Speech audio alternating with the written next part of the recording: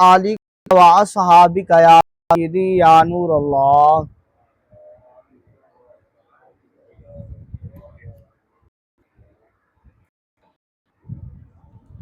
آج ہمارا موضوع ہے اہل بیت اور صحابہ سے محبت۔ دراصل حضور سے محبت ہے اور ان سے بغض حضور علیہ السلام سے بغض ہے، یعنی کہ صحابہ سے محبت کرنا حضور علیہ السلام سے محبت کرنا ہے، اہل بیت سے محبت کرنا حضور علیہ السلام سے محبت کرنا ہے، اور صحابہ سے بغض رکھنا، ان سے عداوت رکھنا، ان کا بغض جو ہے وہ سینے میں پار رکھنا دراصل حضور علیہ السلام سے بغض رکھنا ہے، اور اہل بیت کی عداوت اور ان کی دشمنی سینوں میں پار رکھنا دراصل رسول اللہ صلی اللہ علیہ وسلم کی دشمنی ہے، ان کا بغض ہے۔ تو یاد رکھ لیں، جب رسول اللہ صلی اللہ علیہ وسلم کے ساتھ کسی کا بغض ہو، حسد ہو، تو وہ بندہ دار اسلام میں نہیں رہتا، بلکہ وہ بندہ دار اسلام سے خارج بھی ہو جاتا ہے، اور کل قیامت کے دن جنت کا حقدار نہیں رہتا بلکہ وہ جہنم کا حقدار بن جاتا ہے۔ اس کے بارے میں آیت کریمہ فرمایا رضی اللہ عنہم ورضوا عنہ ذالک الفوز العظیم، اللہ ان سے راضی ہو گیا اور وہ اس سے راضی ہو گئے، اور یہی رضائے الہی سب سے بڑی کامیابی ہے۔ اب جن صحابہ کے لیے، جن اہل بیت کے لیے اللہ تبارک و تعالیٰ نے قرآن میں اعلان فرما دیا ہے کہ اللہ بھی صحابہ سے راضی ہے، اور پھر اہل بیت سے اللہ بھی راضی ہے، اور صحابہ و اہل بیت اللہ سے راضی ہیں، سب سے بڑی کامیابی یہی ہے کہ خدا ان سے راضی ہے اور یہ خدا سے راضی ہے۔ اب ہم اگر اپنے طور پر کسی بات کو دیکھیں تو بڑا کیا دے کہ میں اس سے راضی ہوں، تو بندہ بڑا خوش ہوتا ہے کہ یار وہ میرے سے راضی ہے، وہ ایک عام انسان کی بات ہے۔ یہ خدا لم یزل ہے جو فرما رہا ہے کہ میں خدا صحابہ سے راضی ہوں، اہل بیت سے راضی ہوں، اور یہ صحابہ، یہ اہل بیت اللہ سے راضی ہیں، سب سے بڑی یہی کامیابی ہے۔ اب اگر 1400 سال، 1450 سال گزرنے کے بعد اب اگر کچھ لوگ صحابہ کی محبت کا دعویٰ کرتے ہوئے اگر اہل بیت کی دشمنی کرتے ہیں، اہل بیت کے خلاف بغض رکھتے ہیں، اہل بیت کے خلاف غلط بولتے ہیں، تو وہ دیکھیں وہ کس مقام پر کھڑے ہیں، وہ جنت کے حقدار بنتے ہیں یا کہ جہنم کا حقدار بن رہے ہیں۔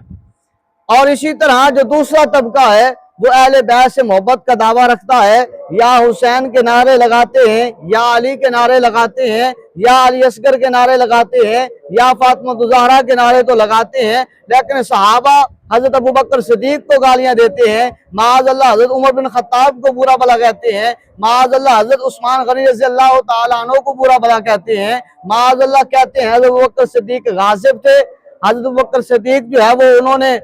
حق مارا تھا۔ یہ جب وہ بولی بولتے ہیں تو وہ خود سوچیں کہ جب اللہ نے فرما دیا کہ میں خدا صحابہ سے اور اہل بیت دونوں سے راضی ہو گیا، اور یہ اہل بیت سے راضی ہو گیا، سب سے بڑی کامیابی یہی ہے۔ اور جو آج بیت صحابہ کی بات کرے، اہل بیت کے خلاف بولے، اور اہل بیت کی بات تو کرے صحابہ کے خلاف بولے، یہ دونوں بندے جو ہے، دونوں جماعتیں جو ہے وہ حق پر نہیں ہے۔ حق پر وہی ہے جو صحابہ سے بھی محبت کرے اور اہل بیت سے بھی محبت کرے، صحابہ سے بھی محبت رکھے، اہل بیت سے بھی محبت رکھے، صحابہ سے بھی رشتہ رکھے، اہل بیت سے بھی رشتہ رکھے، صحابہ کا بھی ادب و احترام کرے، تقریم کرے، عزت کرے، احترام کرے، اور اہل بیت سے بھی محبت، پیار، ادب، عزت اور تقریم، اور ان کے جو ہے وہ عرس، ان کے ذکر خیر کی محفل، مجالس، ان کے لیے جو ہے وہ لنگر کا اہتمام، ان کے صالح ثواب کے لیے سبیلیں، یہ لگائے وہی جماعت حقدار ہے، اور وہ الحمدللہ ایک ہی ہے جسے اہل سنت والجماعت کہتے ہیں۔ بلند آواز سے کہیے سبحان اللہ۔ اور دوسرے مقام پر فرمایا والسابقون الاولون والمہاجرون والانصار والسابقون الاولون من المہاجرین والانصار والذین اتبعوہم بإحسان رضی اللہ عنہم ورضوا عنہ وأعد لهم جنات تجری تحتها الانہار خالدین فیہا ابدا ذالک الفوز العظیم۔ اور مہاجرین اور ان کے مددگار میں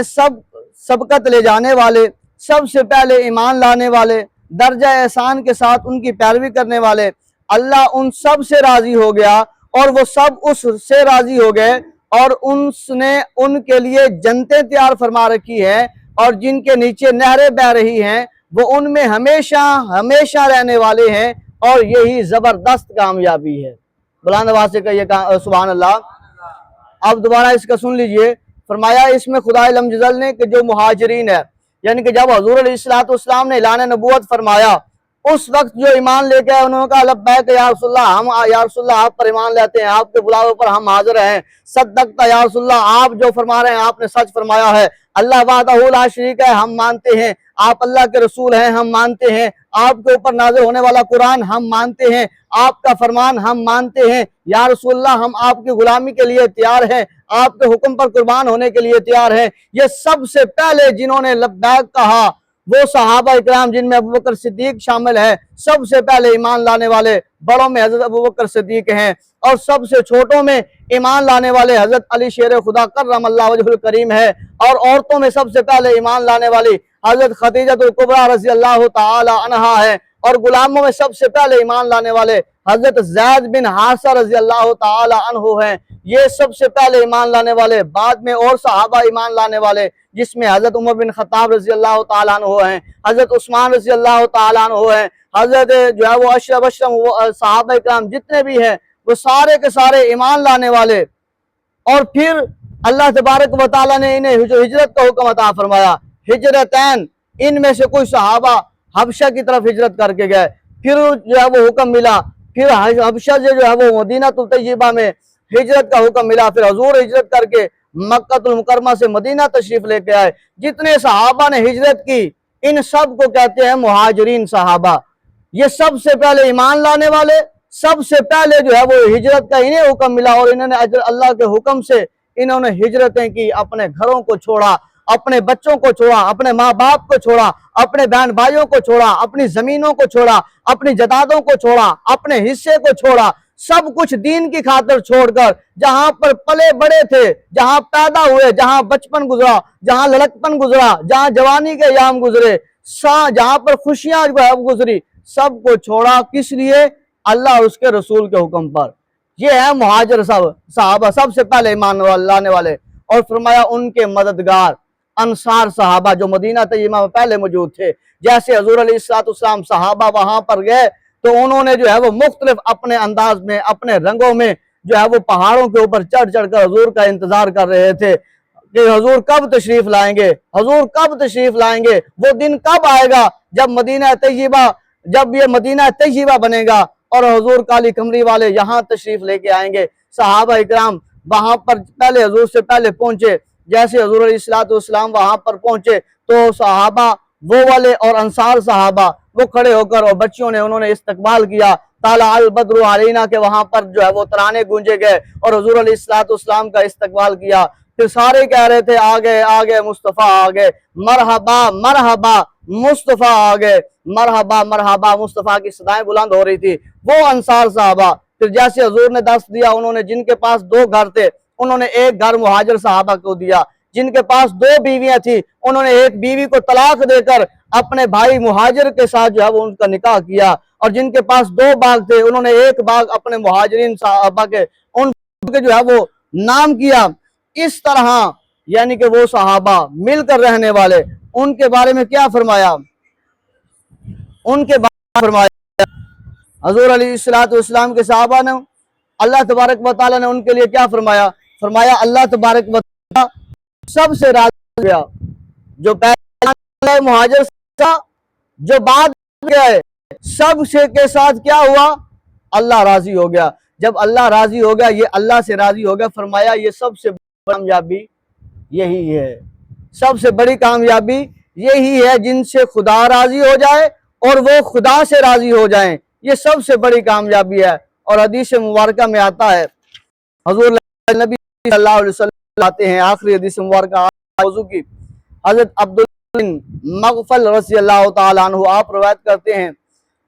کہ حضور نبی کریم صلی اللہ علیہ وسلم نے فرمایا میرے صحابہ اکرام کے بارے میں اللہ تعالیٰ سے ڈرنا، میرے صحابہ کے بارے میں اللہ تعالیٰ سے ڈرنا، اور میرے بعد انہیں اپنی گفتگو کا نشانہ مت بنانا، کیونکہ جس نے ان سے محبت کی اس نے میری وجہ سے ان سے محبت کی، اور جس نے ان سے بغض رکھا اس نے مجھے تکلیف پہنچائی، اور جس نے مجھے پہنچائی،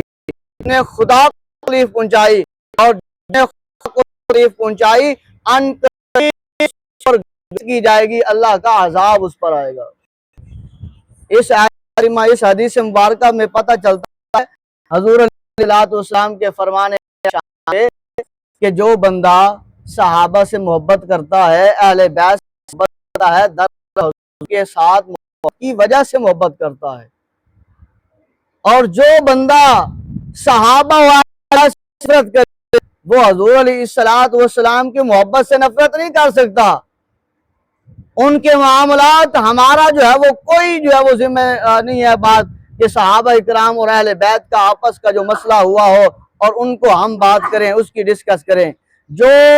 واقعہ کربلا ہوا ہے اس میں اہل بیت کو شہید کرنے والا کوئی صحابی نہیں تھا، درجہ صحابہ کے اوپر کوئی فائز نہیں تھا، وہ تابعی تھے جنہوں نے صحابہ کو دیکھ کر ایمان لائے، اور ان کی اولادوں میں سے جو تھے